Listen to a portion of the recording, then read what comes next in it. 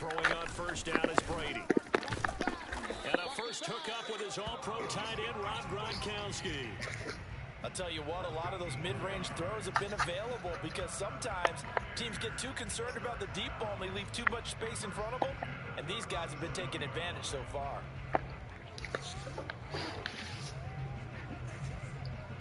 So into Packer territory now. Here's 1st and 10 at the 37-yard line. Here's a give to Fournette. And not a whole lot of room to operate there on the first down run. He gets maybe 3. And the last run got 3. Now here's 2nd and 7. Fakes the give to Fournette. Now Brady. He'll let one go deep for Howard. And this one incomplete.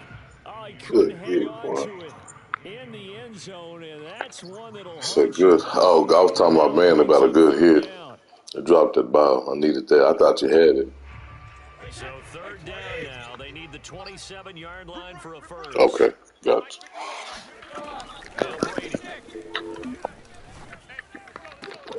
And his pass is intercepted for the 4th time today. Picked off by Jair Alexander. And the Packers will have the football as this is taken up past the 30. With the points that we've seen scored, neither defense has been at their best, but these guys, they've been a little bit better, Charles, and a nice interception there. Yeah, you're right about that, Brandon. Let's face it. It's not always how you start, it's how you finish, right? So maybe you have a rough game all the way along, but if you make a big play like that at the right time, it can make everything turn out just okay. And he'll work this forward for about 3 at 2nd down. In the first half, he was held in check on the ground, but despite that lack of production, they still have the lead. Yeah, and they've got to feel fortunate about that. If they could actually get production from the lead horse, that would help open up this offense and widen this margin, too. And still about 3 yards shy of a first as the 4-yard pickup brings it to 3rd down. Brandon, I've got to think this offensive line has got some smiles on its faces. And I know it sounds crazy, but they practiced for this back in training camp. They knew they'd be in situations where there'd be extra defenders in the box coming after them, trying to keep them from locking down a game. Right now, they want to show the world they're up to the challenge. And that pickup of a first down, that's going to leave a mark because they really needed to stop them there, didn't they? So frustrating. Defensively, you're a play away from getting that football back here. Down late, tough. Now they've got to find a way to create a turnover or a takeaway. Otherwise, this one will probably get away from them.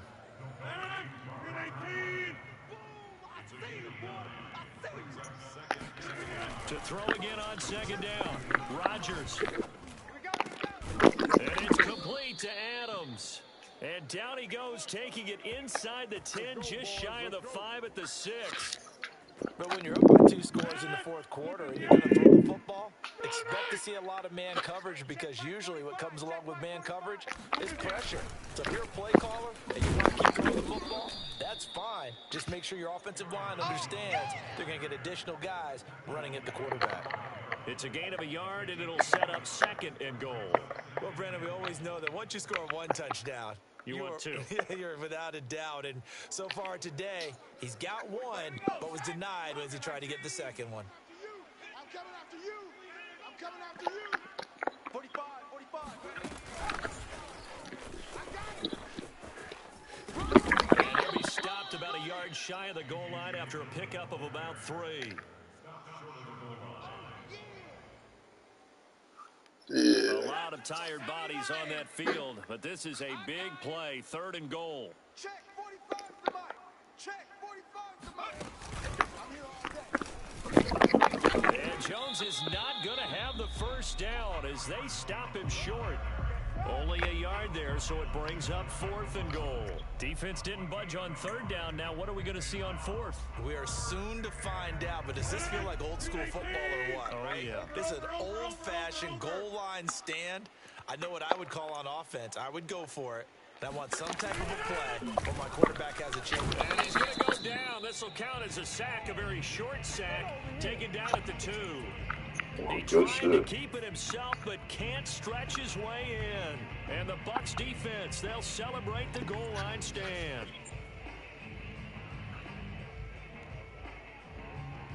The Tampa offense ready to get their drive started. And there are parts of their last drive they'd like to emulate. And, of course, they'd like to forget the ending, the interception. But they did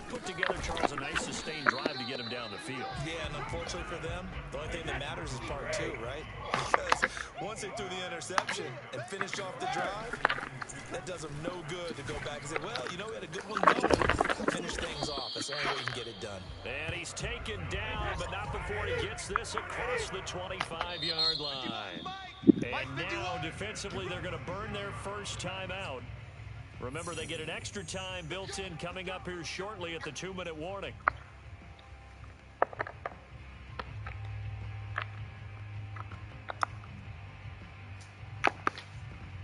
So signs of life in what's been a dormant offense in this second half. Here's 1st and 10. Now Brady.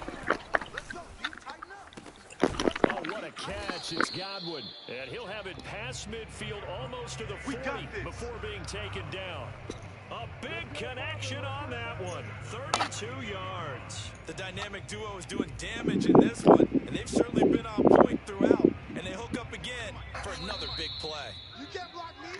You can't block me. You can't block me. Get ready. Get ready. Get ready. So it's Buccaneer football as we welcome you back. They've got a 1st and 10 as they search for a late score. On 1st and 10, here's Brady. And this is intercepted, and that should do it. Picked off by Darnell Savage. And the Packers are going to take over at their own 30-yard line. I think you and I were a little surprised back earlier in the game when he threw his second interception. I mean, who would have thought a quarterback of his caliber picked now 5 times? It's beyond stunning to me because we're used to that with maybe a quarterback with less experience or less talent. But a quarterback of his caliber, I can't believe what we've just seen. Absolutely. If you would have told me this coming into the ball game, I would have said never, not in a million years. But here we go. Looking deep for Adams. And intercepted. Maybe the turning point they need. Oh, yeah, we could run it back, definitely. I ain't doing shit. I'll roll up something so I can smoke. And down to the 48-yard line. 2-score game here in the 4th. Yeah, definitely. I just got to roll up something while we reset the game, and I'm ready. Strategy, because with a 2-score lead, you would think maybe you're just sitting on it trying to drain some clock. It's almost like they felt like, hey, Oh, yeah, do your thug thizzle. we can keep pressing. Man, I'll be here all day. I ain't going nowhere. So after the INT, it's Brady. And a dangerous throw there as that's knocked down and incomplete. We've talked about it, CD, but it bears repeating. They are struggling to throw the football. All the interceptions and more incompletions. It just doesn't look like things are in sync out there. I would agree with that, and it's not a good day when you feel like an incomplete pass is almost a win for you because it wasn't intercepted. And I think the receivers now, when they're running their routes, they want to catch the ball, but they also want to make sure that the defenders don't take it away. Oh, not sure he saw the linebacker there as that's batted down and incomplete. Back-to-back incompletions, but we know this is definitely 4-down territory. Time not on their side. I don't think they want to try and get the first down in 2 installments. I think they got to go and get it right here, right now. And past the 35, he'll be dropped a yard or 2 shy of the 30. He's such a good route runner. Shows it there on 3rd down. Very proficient and a good pass. And you know what I've observed over the years in the NFL?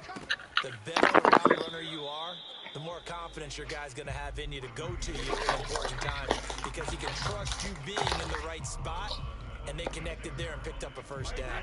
4 yards remain for 2nd down. Brady going to throw. Going to throw deep for the end zone. And this throw incomplete.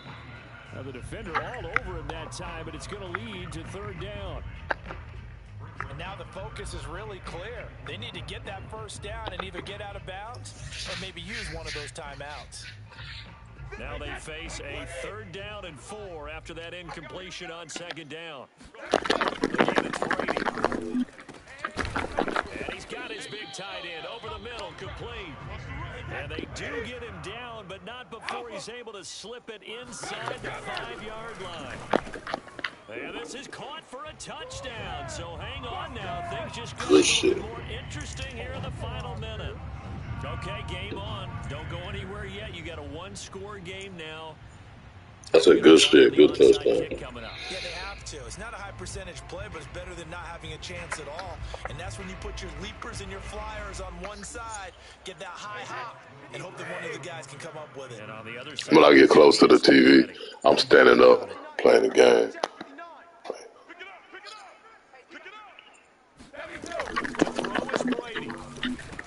Hey, you was kicking my ass in the first quarter. I couldn't sit down, so then I had been trying to roll. He hits the big target for the two-point try. Defenses hate those guys, especially around the goal line. It's hard to decide who you're going to put on him. Are you going to put a smaller corner on him? Are you going to put a safety who doesn't have maybe the same coverage skills? How about a linebacker? He may have the size, but he's not used to really covering in space. That's why the tight end gives you such a great advantage when you're throwing the football.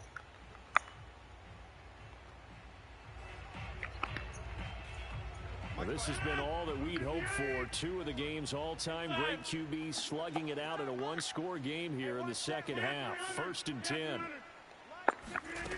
Rodgers to throw. Sliding out of the pocket.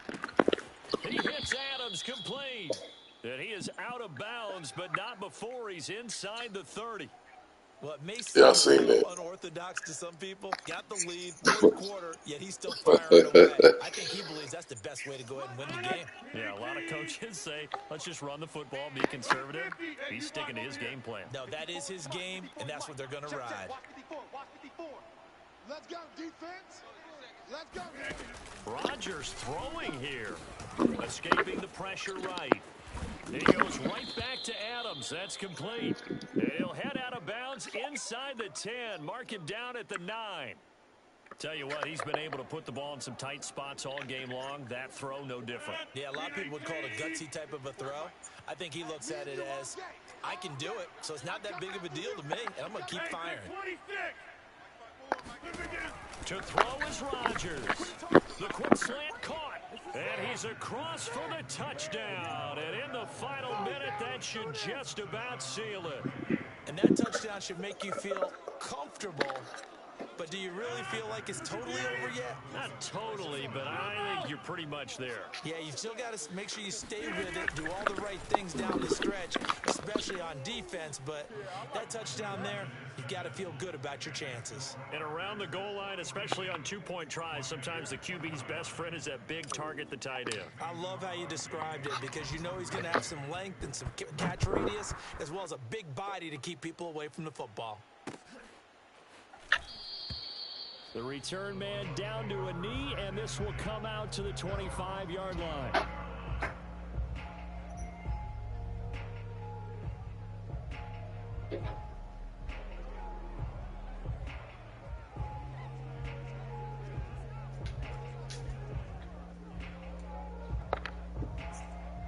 The Bucs offense set to begin their next possession. They can't do much at this point, partner. This one is going to go down in the loss column. You don't make up for what has happened during the game in this sequence here. Maybe you hand it off and let someone run the ball if you so choose. But otherwise, just kneel down, call it a day, and try and prepare going forward. Clock management, definitely critical here if they want to get back in this game. Absolutely agreed. They have to up the tempo in this case, down a couple of scores. Want to make sure they have a chance to win this ball game. And this is intercepted, and that should do it. Picked off by Jair Alexander. And that gives you now 3 interceptions in the game. Well, someone's locked into what they're trying to get done in the passing game. When was the last time we had someone get 3 in a contest? 2011, wasn't it? Kurt Coleman? Oh, yeah, that's then right. with the Eagles? That's right. Then with the Eagles, and I believe it's against Washington. That's correct. And he'll be taken Good down game, to bro. 20 after a gain of just 1. Charles, it's one thing to win. It's another thing to win and put up the amount of points that they did. Boy, were they clicking on offense. They can't help but feel great about themselves, can they? I'm I mean, great. what a game to put up that number of points, continually feel like they're moving the ball and things are working and clicking. They think that they can bottle this and carry it with them. And as an offensive coordinator, you just don't think you can do anything wrong. Whatever you call, run, pass, it's all going to work. That's called being in the zone. Being in the zone. Came back from a 21-0 deficit to kick that ass. Let's go, man. Let's go.